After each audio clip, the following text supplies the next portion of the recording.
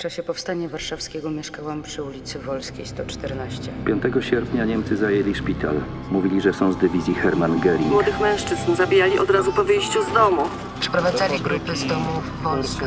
Prowadzono nas z trójkami. Kazali nam wejść na 100 trupów. Matka weszła pierwsza, Sesman strzelił jej w tył głowy, upadła. Zaczęli strzelać. Potem Niemcy i Ukraińcy chodzili wśród leżących i dobijali rannych. Wybuchy granatu. Zaczęłam go błagać o życie dzieci. Zawołałam, prosząc o ratunek. Mówiłam o honorze oficera, odepchnął mnie, przewróciłam Lekarzowi się. nie pozwolono dokończyć operacji. Przed wyprowadzeniem ze szpitala 3 pielęgniarki zostały Będąc zgwałcone. ranna w obie nogi, leżałam całą noc w kałuży krwi. Po kilku godzinach mój wnuczek, Leszek, zaczął płakać, że mu kolanka zdrętwiała i wtedy żandarm do niego To na strzelił. nas wchodzili inni. Wszystkich strzelano. Na placu dookoła kuźni leżało ponad 500 zwłok mężczyzn, kobiet i dzieci. Niemcy kazali nam je spalić.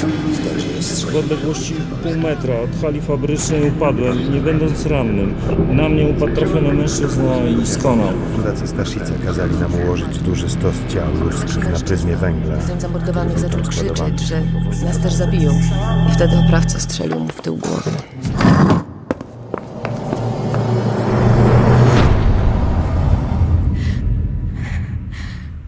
Przeczytałam właśnie, co spotkało moją babcię w powstaniu. Mieszkała na Woli i...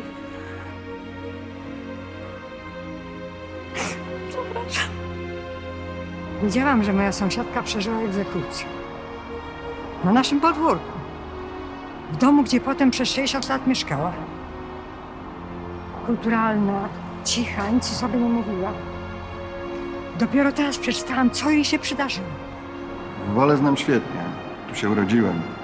Tu mam sklep warzywny po ojcu. Tu w powstaniu wymordowano pół mojej rodziny. Babcia umarła, kiedy byłam mała, słabo ją pamiętam. A teraz jakbym usłyszała jej głos. Jakby mi sama wszystko opowiedziała. Teraz każdy i w Polsce, i na świecie może przeczytać w internecie, jak mordowano Warszawę w 1944. W zapisach terroru jest wszystko. Ulica po ulicy, człowiek po człowieku, gdzie, kiedy, o której.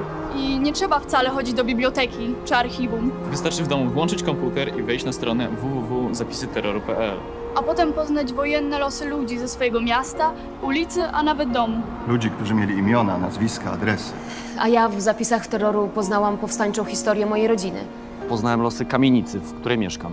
Pierwszy raz od II wojny każdy Polak może poznać historię miejsca, w którym mieszka. Warszawa to moje miasto, a ci, co zginęli w sierpniu 1944, nie tylko powstańcy, ale przede wszystkim cywile, to moi współmieszkańcy. Życia im nie przywrócimy, ale czytając o tym, co przeszli, możemy przywrócić im pamięć. To trochę tak, jakby zaczęli żyć od nowa. Nas. W naszej pamięci. W naszych sercach. Myślę, że jesteśmy im to winni. Wejdź na zapisyterroru.pl i dowiedz się, jak cierpiała Warszawa w 1944.